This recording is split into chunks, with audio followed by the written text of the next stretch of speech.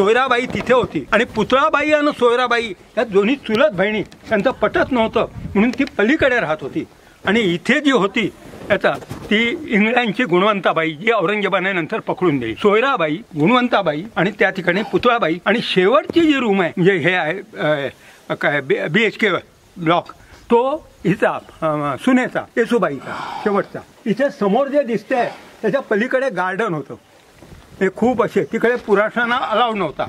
या बाजूला संडास आणि बाथरूम आहे. पहिला बाथरूम आहे, पुढे संडास आहे. तुम्हाला आश्चर्य वाटेल, आज आपण जे मोठमोठ्या बिल्डिंग बांधतो त्याचे आउटलुक आपल्याला दिसतात.